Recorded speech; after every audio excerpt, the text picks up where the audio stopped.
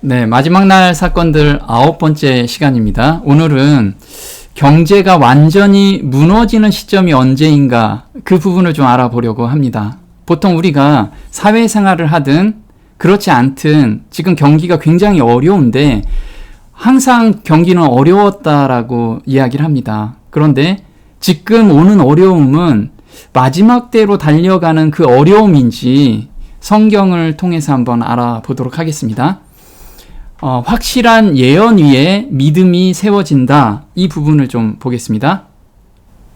예수님께서 부활하신 후 엠마오로 가고 있는 당신의 제자들에게 나타나셔서 모세와 및 모든 선지자의 글로 시작하여 모든 성경에 쓴 바 자기에 관한 것을 자세히 설명하시었다. 제자들의 마음은 흥분되었다. 그들에게는 믿음이 불타올랐다. 그들의 이해력을 밝혀주시고 그들의 믿음을 확실한 예언 위에 세우는 것이 예수님의 목적이었다. 예수님께서는 부활하시고 나서 제자들한테 나타나셨어요. 그래서 거기에서 기적과 이적을 막 보여주시면 제자들이 믿을 것 같았는데 그러지 않으시고 예수님께서는 모세와 및 모든 선지자의 글로 시작해서 예수님이 메시아라는 것을 설명을 정확하게 해주셨어요. 그리고 그걸 깨닫고 나서 제자들은 기적과 이적을 보는 것보다 더 불타오르는 믿음이 생겼다는 거죠. 그래서 예수님께서는 믿음을 확실한 예언 위에 세우는 것이 예수님의 목적이었다. 그래서 우리도 지금 예언 공부를 하는 것은 내 믿음을 확실히 세우기 위함이라는 거예요. 그래서 우리는 예언 공부를 통해서 믿음이 공고하게 세워진다라는 것을 기억해야 돼요. 그래서 예언 공부를 게을리하면 안 된다라는 거죠. 세상 모든 사람들이 한 기차에 타고 있다. 그런데 그 기차가 목적지가 모르면서 달려가고 있다라는 거예요. 한번 보겠습니다. 번개처럼 빨리 달리는 한 기차가 내 앞에 나타났다. 마치 온 세상 사람들이 한 사람도 남김없이 다 그 기차를 타고 있는 것처럼 보였다. 천사가 그들은 불태워지기 위하여 단으로 묶여지고 있다 라고 말했다. 그 다음에 천사는 모든 사람들에게 존경을 받는 위엄있고 준수하게 보이는 차장을 보라고 말했다. 그는 대답하기를 그는 사단이야. 광명한 천사의 모습을 한 차장이지. 네, 지금 모든 사람은 자기는 모르고 그냥 바쁘게 지금 어디론가 달려가고 있어요. 우리가 아침에 일어나서 하다 보면 저녁이 되고 또 일주일이 시작하다 보면 일주일이 마감이 되죠. 내가 어디로 가는지 모르는데 너무 바쁘게 하루를 살고 있다라고 보고 있는 거죠. 그게 바로 사단이 우리한테 너무 바쁜 일상 속에서 하나님을 찾지 못하게 다들 어디로 향하게 하냐면 불태워지기 위해서 달려가는 폭주 기관차처럼 그 안에 다 태우고 가고 있다라는 거예요. 또 보겠습니다. 그는 세상 사람들을 모두 사로잡고 있어. 그들은 거짓을 믿을 수밖에 없는 강한 기만에 사로잡혀 있으므로 끝내는 멸망하고 말 거야. 그 다음에 가장 높은 지위는 기관사가 차지하고 있었으며 그의 다른 부하들은 그가 필요로 하는 곳에 배치되어 있었다. 그들은 모두 영원한 파멸을 향하여 번개처럼 빠른 속도로 달려가고 있다고 천사가 말했다. 네, 여기에 기차에 타고 있는 모든 사람은 강한 기만에 사로잡혀 있다라는 거예요. 사람들은 행복을 찾아서 돈을 벌고 있고 자기의 명예를 찾아서 돈을 벌고 있다 이거죠. 그 끝이 멸망인지도 모르고 행복을 찾아서 그렇게 달려가고 있는 거예요. 다 기만 안에 들어가 있다라는 거죠. 그래서 이렇게 기차가 달려가고 있습니다. 달려가는 기차 안에 무엇이 그들을 잡고 있냐면 강신술이 잡고 있고 거짓 안식일로 잡고 갈 거고 그 다음에 빛을 통해서 우리 태양빛이 아니고 빛낸다라고 하죠. 그 빛을 통해서 사람들을 폭주하는 기관차에 지금 태워서 달려가고 있다라는 거예요. 거짓 이론을 통해서 또 방언을 통해서 우리가 정말 성경과 다른 어떤 것으로 통해서 다들 기만에 속고 넘어가고 있다라는 거예요. 빛으로 올무를 쳐놓은 사단입니다. 그래서 이 빛에 모두 타고 그 빛을 갚기 위해서 평생 고생하고 살고 있다는 거예요. 이게 사단의 전략이었어요. 다니엘서 11장 40절부터 45절까지는 지금 우리 마지막 때에 일어날 사건들입니다. 그런데 다니엘서 11장 43절에 그가 권세로 애굽의 금, 은과 모든 보물을 잡을 것이요 리비아 사람과 구스 사람이 그의 시종이 되리라. 그래서 애굽의 금, 은과 모든 보물이래요. 그럼 세상, 우리가 그 당시는 애굽을 세상이라고 하죠. 세상에 있는 모든 금과 은과 보물을 권세로 잡았대요. 권세로. 근데 이 권세라는 게 우리가 최근에는 어디에 흔들리고 있죠? 우리 보면 FRB라고 우리 많이 들었어요. 최근에는 이름이 좀 바꿔서 FEB라고 하는데 미국 연방준비제도 많이 들었죠? 이 미국 연방준비제도에서 이게 국가게 아닌데 미국을 좌지우지하고 있어요. 근데 이게 달러를 이네들이 지금 발행하고 있기 때문에 전 세계가 기축통화, 달러의 지배를 받고 있죠. 그래서 누가 지금 이 세력으로 끌고 가고 있냐면 연방준비제도에서 이걸 끌고 가는데 거기에 주주들이 누구냐면 로스차일드, JP모건, 록펠러 이런 회사들이 주주예요. 그러니까 이 회사들이 지금 세상을 지배하고 있다는 거예요. 이 권세로 애굽에 있는 금, 은과 모든 보물을 지금 다 잡고 가는 거예요. 근데 놀랍게도요.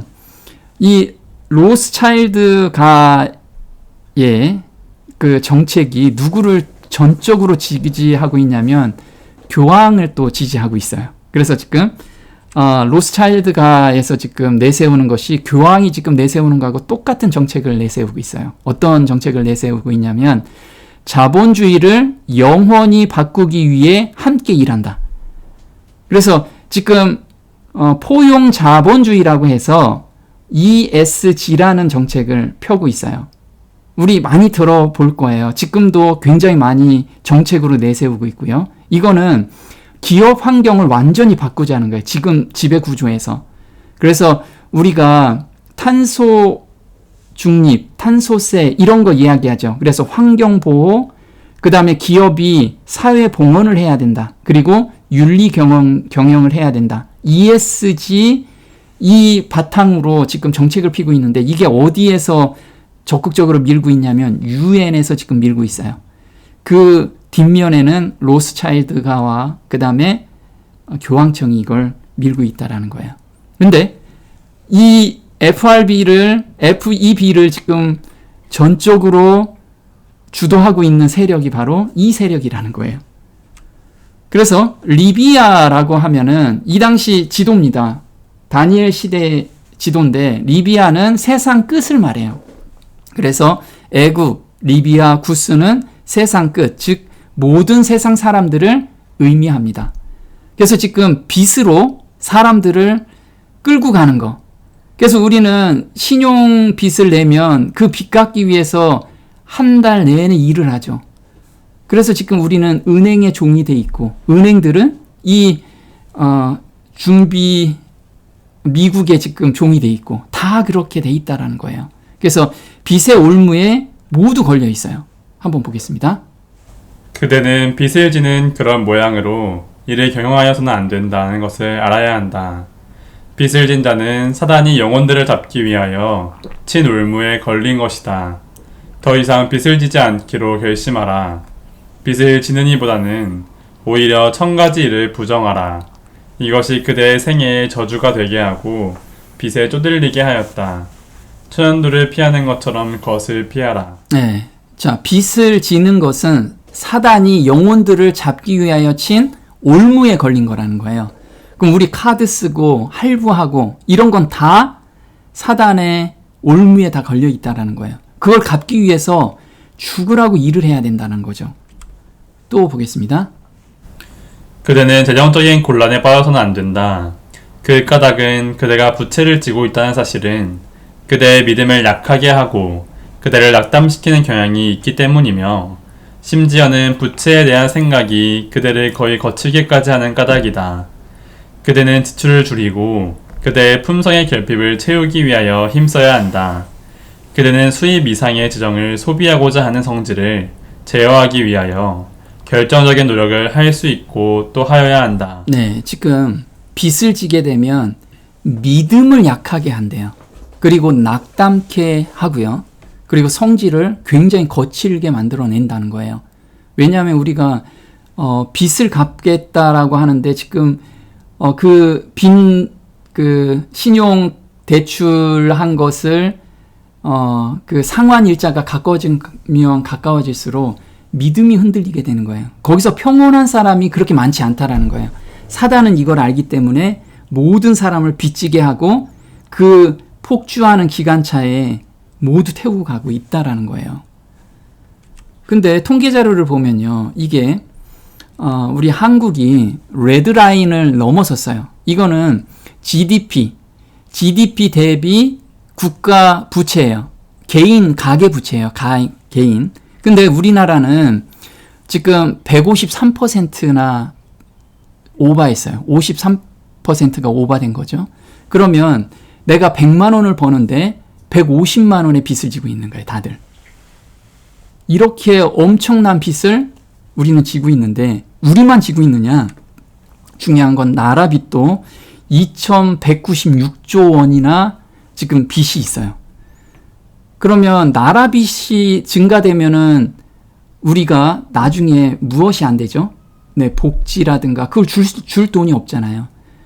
빚내서 지금 우리한테 코로나 때 돈을 줬는데 그게 부메랑으로 돌아온 거예요, 지금. 그래서 앞으로 연금이라든가 이런 것들이 다 지급 불능이 될 가능성도 있다라는 거예요. 왜? 줄 돈이 없으니까. 지금 이렇게 달려가고 있다라는 거예요. 폭주하는 기관차처럼. 그런데 우리가 볼 거는 마지막 때는 미국을 봐야 되잖아요.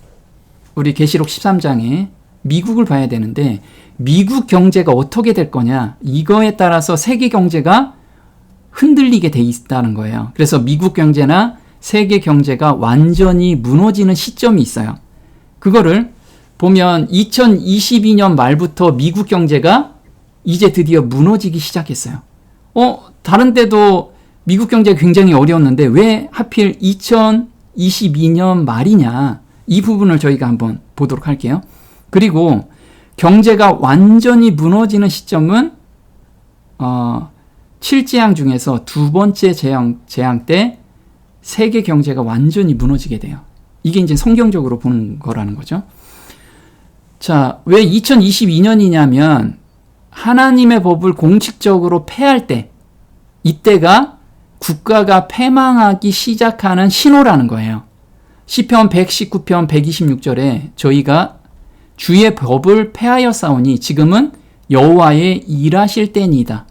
그러니까 하나님께서 이때부터 일을 하세요. 아주 본격적으로 일을 하시는데 두 가지 일을 하세요. 그건 좀 이따 보도록 할게요. 자, 보겠습니다.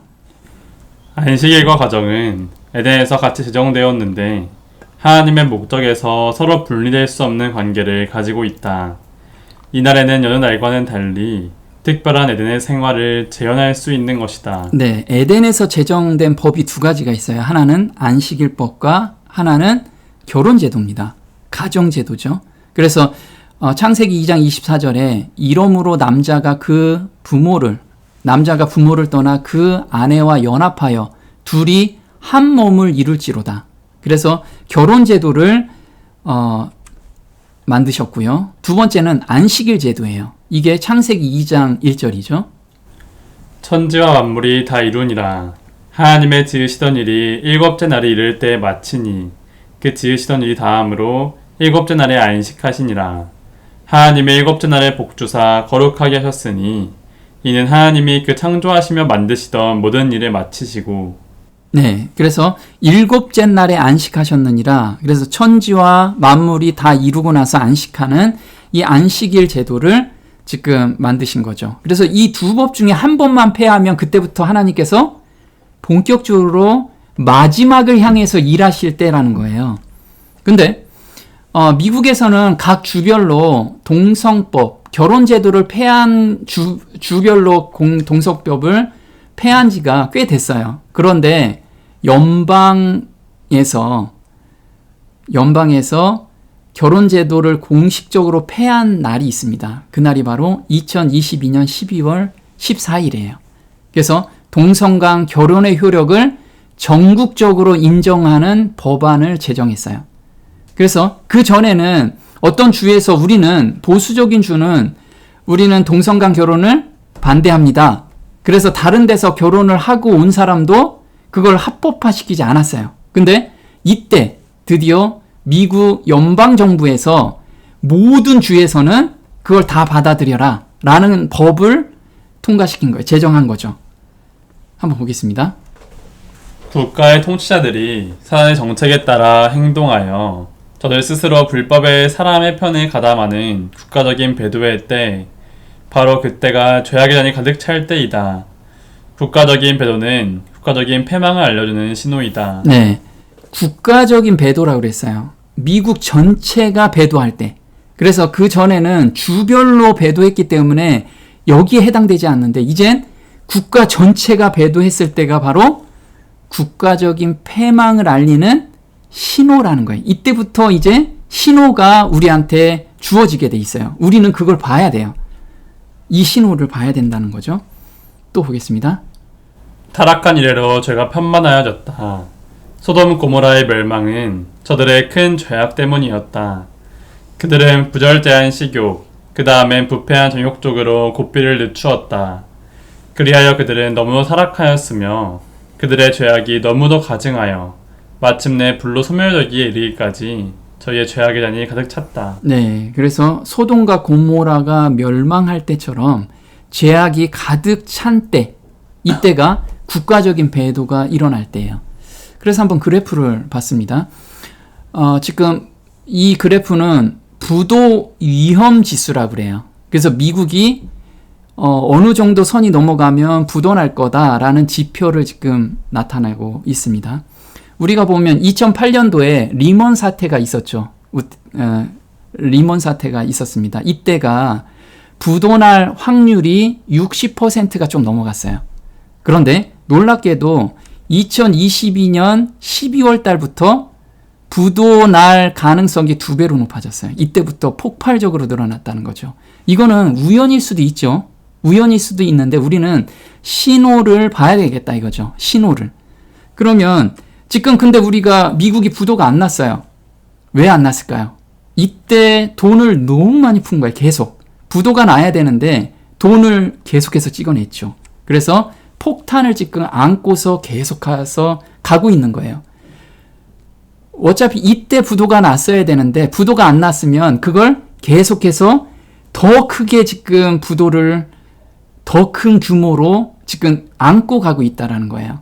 왜냐하면 올해 11월 달에 또 대통령 선거가 있잖아요. 그래서 경기가 침체되면 지금 집권당이 집권을 못해요. 그래서 돈을 더 많이 찍어내고 있어요, 지금.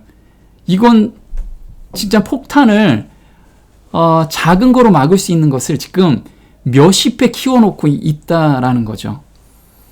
자, 미국의 부채 제어할 수 없는 상황까지 넘어간 거예요. 지금 보면요. 자, 98.2%까지 부채가 올라간 것이 2020년도예요. 이때가 코로나 때 시작해서 돈을 엄청나게 찍어냈죠. 그래서 가파르게 올라가고 있습니다. 근데 놀랍게도요.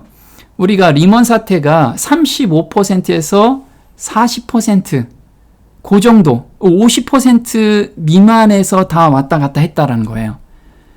놀랍게도 2차 세계대전 때하고 지금 거기를 넘어갔다라는 거예요. 부채가, 미국 부채가. 그러면 우리가 돈을 꿔도 한정없이 끌 수가 없잖아요. 또 한번 그래프를 한번 보겠습니다. 이게 패턴입니다. 지금 어느 패턴에 우리가 와 있는지 한번 잘 보시면 경기 침체가 곧 올 거다, 경기가 좋아질 거다. 우리는 그냥 한번 그래프로 판단해 보자는 거예요. 왜냐하면 그래프는 거짓말을 하지 않기 때문에 그래요. 자, 미국 국채가 장기 채권이 있고 단기 채권이 있어요. 우리가 좀 쉽게 말하면 이런 거죠. 내가 적금을 10년짜리를 벗어요. 10년짜리를 보면 이자율이 높겠죠. 왜? 장기적으로 투자를 했으니까. 그래서 10년짜리가 만약에 이자율이 10%였다. 그러면 단기 내가 1년짜리 적금을 보면 10% 안 주죠. 보통 2, 3%를 줘요. 그런데 경기가 안 좋으면 안 좋을수록 시장에서는 안전자산인 미국 장기 채권을 사기 시작합니다. 돈 있는 사람이 막 사요, 그걸. 그러면 이자를 적게 줘도 많이 사니까 이자를 적게 주겠죠. 그래서 단기 채권 이자가 3%인데 10년짜리가 2%로 떨어진 거예요. 이게 역전 현상이라는 거예요. 역전 현상. 그러면 경기가 시장에서는 경기가 안 좋을 거라고 먼저 민감하게 반응을 해요. 사람들은 자기 돈을 안전하게 지키기 위해서. 그래서 지금 미국 장기 국채를 엄청나게 사기 시작한 거예요. 그때 사는 것이 바로 역전할 때 어떤 현상이 나오냐면 바로 이때 역전하고 나서 금리 인상을 합니다. 그때 17개월이 지나서 90년도에 경기 침체가 엄청나게 와요. 그리고 두 번째는 2000년도 5월에 금리가 역전이 돼서 기준금리를 올렸어요. 그리고 나서 경기 침체가 10개월 만에 와요. 이게 닷컴 버블, 이때 우리 닷컴 버블이 왔죠. 또 2006년에 금리 역전 현상이 있고 그 다음에 기준금리를 올렸어요. 그 다음에 17개월 만에 서브프라임 모기지 사건이 터지게 돼요. 전 세계적으로 어마어마한 지금 일들이 생기는 거예요. 미국이 이렇게 한번 휘청거리면 한국은 엄청나게 데미지를 크지요. 또 2018년에 금리가 역전이 되고 그 다음에 기준금리를 올렸어요. 근데 경기 침체가 14개월 만에 잠깐 왔어요. 왜냐하면 2020년부터 돈을 엄청나게 풀기 시작했거든요. 그래서 이때 경기 침체가 와서 한번 다 체질 개선이 돼야 되는데 그걸 안고서 지금까지 온 거예요. 지금 드디어 금리가 역전이 됐어요. 그래서 지금 사람들이 난리가 난 거예요. 지금 금리가 역전이 되면 이 패턴에 의해서 지금 경기 불황이 올 거다라고 지금 이야기를 하고 있는 거예요. 그래서 금리 역전이 2022년 4월에 역전이 됐고 금리 인상을 했어요. 인상을 2023년 12월에 금리 인상을 5.5%까지 했습니다. 여기 보시면 지금 금리를 7월부터 금리를 올렸어요. 5.5%를. 그래서 동결을 한 기간이 지금 11개월째예요. 11개월째. 자, 금리를 동결하고 나서 10개월에서 17개월 사이에 반드시 경기 불황이 다 왔어요.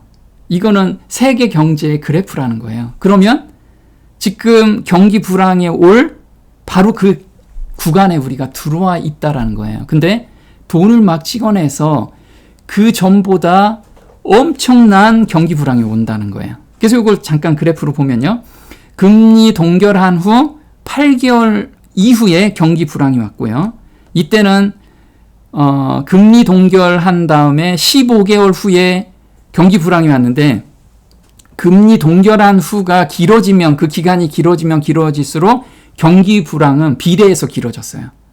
그리고 금리 동결이 7개월 후에 또 경기 불황이 왔고요. 지금입니다. 지금 아까 말씀드렸듯이 7월부터 기준금리가 5.5%로 돼서 11개월째 동결이 됐어요. 그러면 지금 우리 그냥 한번 생각해 보자는 거예요. 하나님의 법이 폐해질 때 경기 침체의 신호가 오고 전 세계적 경제 몰락이 올 거예요. 지금 시나리오가 그렇다라는 거죠. 하나님께서는 일하신다고 그랬어요. 하나님께서 일하신다라는 건 마지막 재림이 가까워서 이젠 본격적으로 일하실 타임이에요. 그러면 본격적으로 일하실 때 두 가지 일을 하시죠. 하나는 14만 4천을 완성하는 플랜을 가지고 계세요. 또 하나는 세계 경제를 완전히 몰락시키는 그런 플랜을 두 개가 동시에 가고 있다라는 거예요. 그럼 14만 4천과 세계 경제가 몰락하는 건 자, 이루 휴업령의 강제령이 올 때까지가 세계 경제가 극심한 침체가 올 겁니다. 그리고 둘째 재앙에서 세계 경제가 일시간의 멸망이 될 거예요. 우리가 리먼 사태를 보게 되면 1년, 2년 후에 경기 침체가 온 게 아니고요. 짧은 기간에 경기 침체가 할 때 우리나라도 엄청난 데미지로 다들 부도나고 다 난리가 난 거예요. 그렇게 올 거예요. 아주 짧은 시간에.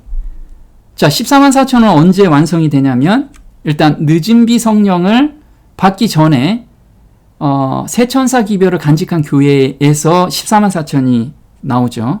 그 다음에 일곱째 재앙 바로 직전까지 해서 이방인이 14만 4천이 완성이 되는 거죠. 이렇게 하나님 플랜은 투트랙으로 지금 진행하고 있어요. 자, 때가 참에 여호와의 열심히 이를 이루시리라.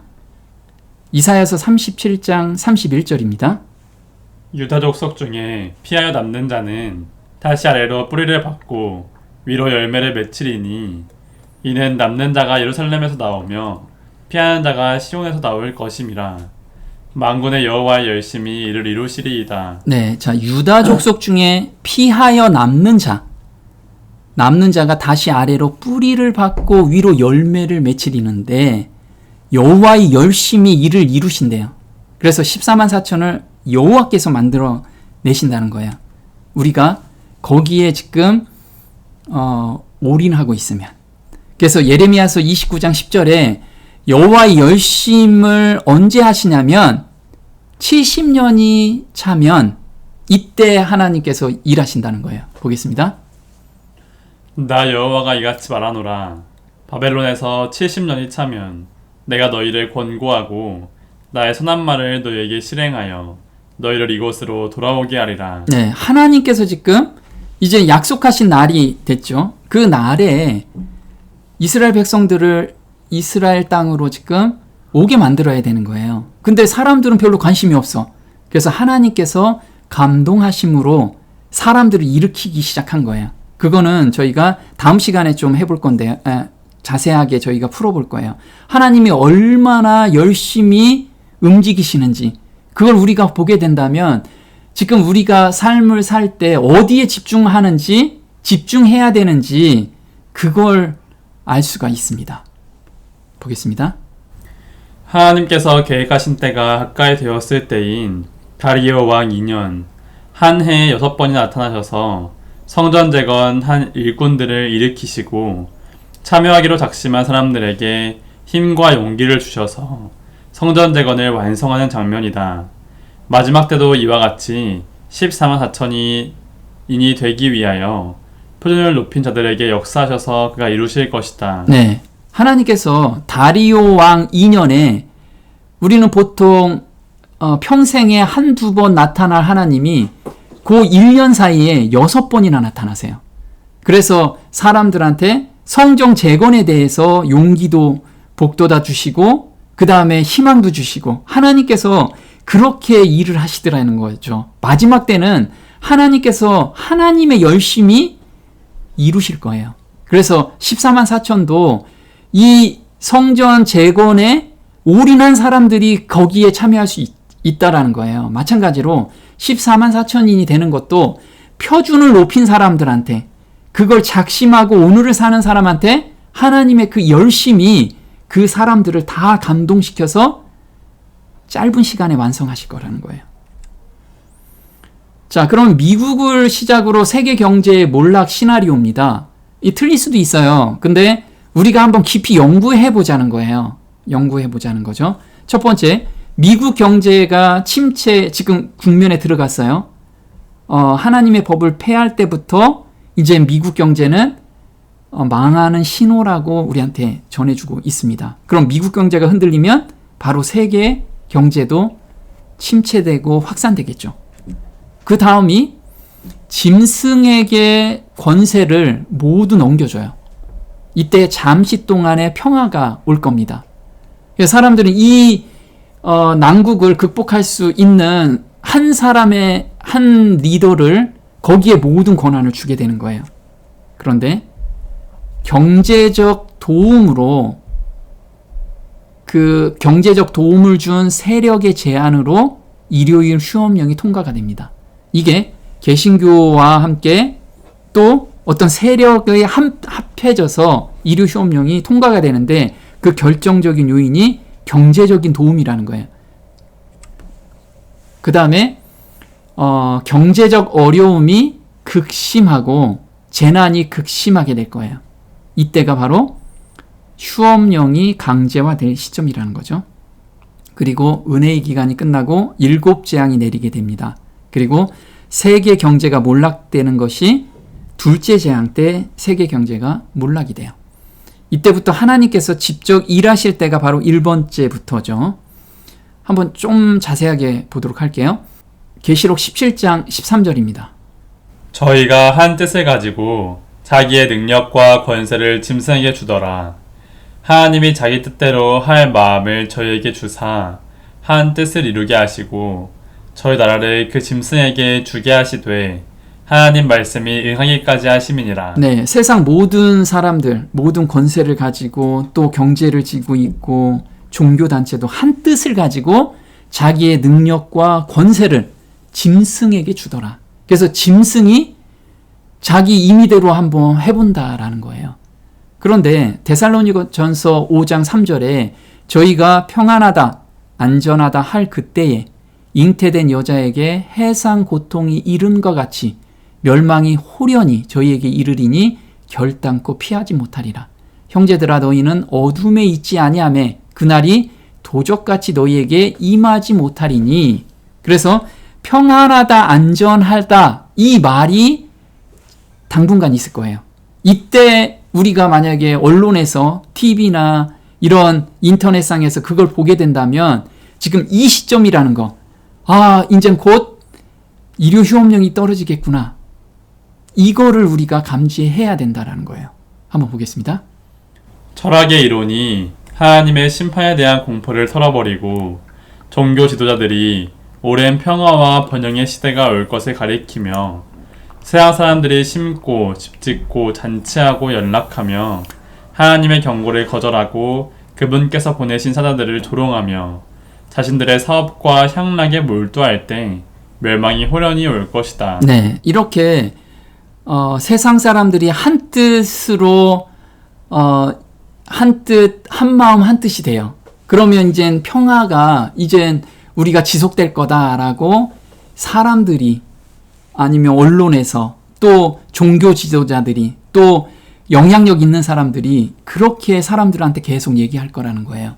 그래서 사람들은 앞으로 올 재앙에 대해서 깜깜하게 있고 자기 사업이나 또 향락에 다들 몰두해서 그렇게 살고 그렇게 아무 생각 없이 삶을 산다라는 거예요. 자, 경제적인 도움으로 그 받은 세력의 입김에 의해서 일요 휴업령이 통과가 되는 거예요. 보겠습니다. 하나님의 남은 백성에 대하여 최후에 공포될 법령은 아하수에로가 유대인들에 내린 법령과 매우 비슷한 것이다. 인기와 후원을 얻기 위하여 입법자들은 일요일 법령에 대한 요구에 응할 것이다. 네, 여기서 보면요, 아하수에로 때 당한 일과 비슷하게 당한다라는 거예요. 근데 그때 인기와 후원을 얻는데, 이 후원이라는 게 뭐죠? 네, 자금적인 후원, 그리고 경제적인 후원 당연하겠지만 이 지지 세력들 이런 것을 말하죠. 그래서 후원, 여기는 자금적인 후원을 이야기합니다. 그래서 뇌물로 이스라엘 민족을 진멸하라는 조서의 승인을 받아요. 이게 아하수에로 때 일입니다. 에스더서 3장 8절입니다. 하만이 아하수에로 왕에게 아뢰되 한 민족이 왕의 나라 각 도 백성 중에 흩어져 거하는데 그 법률이 만민보다 달라서 왕의 법률을 지키지 아니하오니 용납하는 것이 왕에게 무익하나이다. 왕이 옳게 여기시거든 조서를 내려 저희를 진멸하소서. 내가 은 1만 달란트를 왕의 일을 맡은 자의 손에 붙여 왕의 부고에 드리리이다. 왕이 반지를 손에서 빼어 유다인의 대적 곧 아각 사람 함므다다의 아들 하만에게 주며. 네, 여기서 보면요. 법이 요 무리는 좀 다르대요. 그래서 왕의 법률을 지키지 아니하는 요 무리를 진멸하소서, 그 조서를 좀 꾸며주세요 라고 한 거예요. 근데 그 조서를 꾸미러 갈 때 내가 1만 달란트를 왕에게 드리겠습니다, 이렇게 얘기한 거예요. 그 1만 달란트가 어느 정도의 금액일까요? 이때 세수가 15,000달란트였어요. 3분의 2를 내가 지원해 주겠다라는 거예요.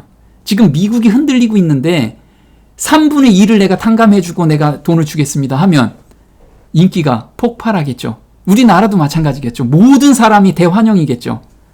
이럴 때가 온다라는 거예요. 보겠습니다. 이 같은 하만의 제안은 아하수에로 왕이 최소한 재정적 문제로 인해서 유대인 대학살에 관한 자신의 간청을 거절하지 못하게 하기 위한 의도에 따른 것이다.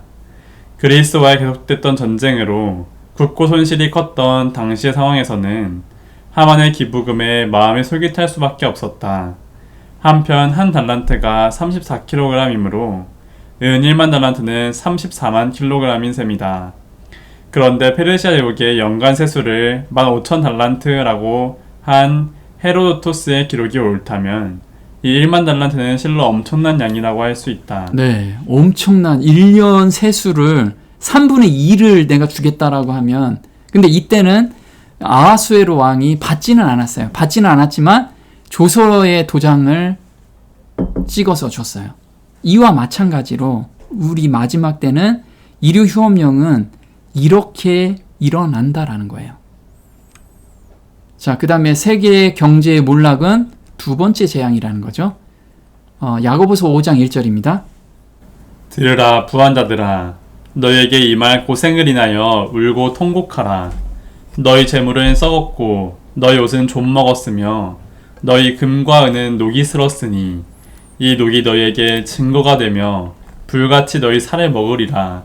너희가 말세에 재물을 쌓았도다. 네, 지금 말세에 재물을 쌓는 것은 정말 너희한테 엄청난 고통으로 다가올 거라는 거예요. 이게 하나님께서 마지막 기별에 쓰라고 맡긴 청지기 직분을 하지 않고 자기가 그것을 자기 유익을 위해서 안고 있다면 나중에 작은 환난, 큰 환난을 겪으면서 정말 엄청난 고통이 올 거라는 거예요. 계시록 18장 8절입니다.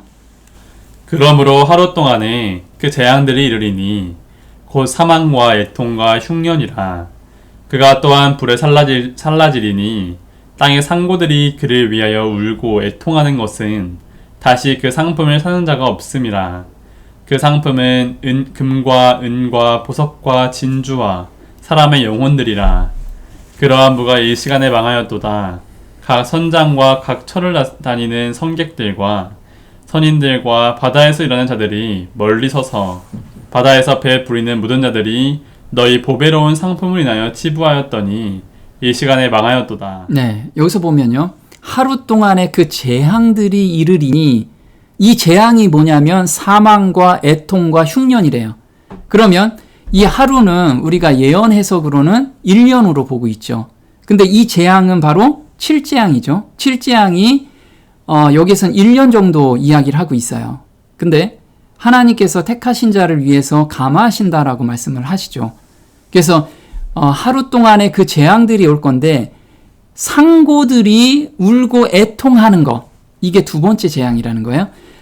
자, 보면 바다에서 배부리는 모든 자들, 이 자들이 바로 상업을 하는 자들이거든요. 근데 계시록 16장 3절에 둘째가 그 대접을 바다에 쏟음에 바다가 곧 죽은 자의 피같이 되니 바다 가운데 모든 생물이 죽더라. 그래서 바다가 피가 돼서 상업이 완전히 일시간에 멈추게 되는 사건이라는 거예요.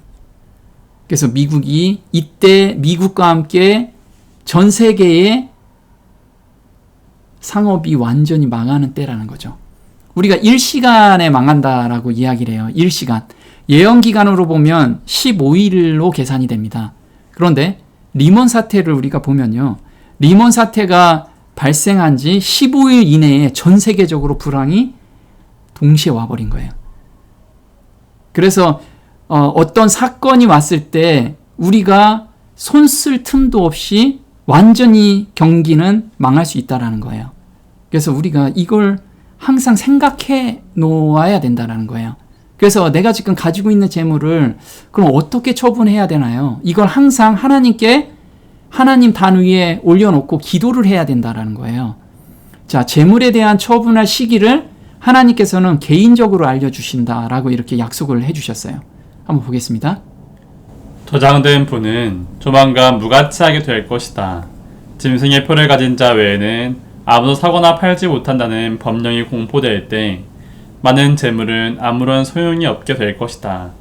하나님께서는 세상의 경고를 바라기 위하여 우리의 힘닿는 대로 지금 모든 일을 하도록 요청하신다. 네, 법령이 공표될 때, 그래서 우리가 작은 환란이 되면 우리 재산을 아무 소용이 없게 된다라는 거예요. 그래서 지금 가지고 있는 재물을 내가 어떻게 하나님 이거를 활용해야 되나요? 하나님 일에 어떻게 써야 되나요? 이걸 계속해서 기도해야 된다라는 거예요. 보겠습니다.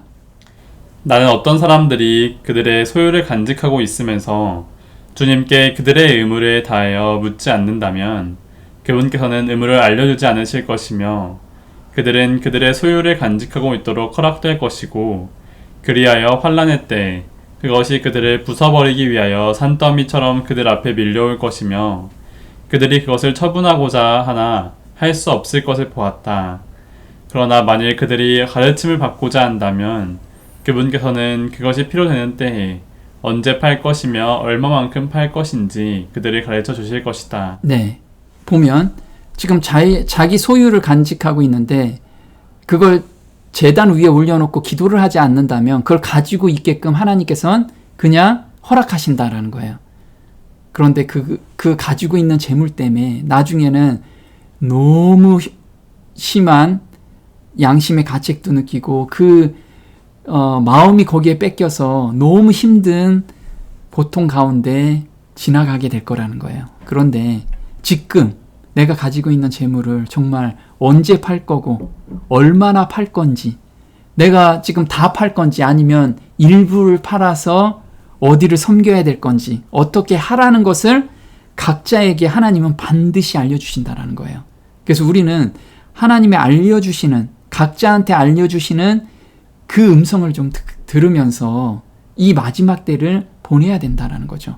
그래서 지금은 경제가 정말 하나님께서 일하는 때가 시작이 됐다라는 거, 그리고 그때는 굉장히 빠르게 지나갈 거라는 걸 항상 기억하면서 오늘을 살았으면 좋겠습니다.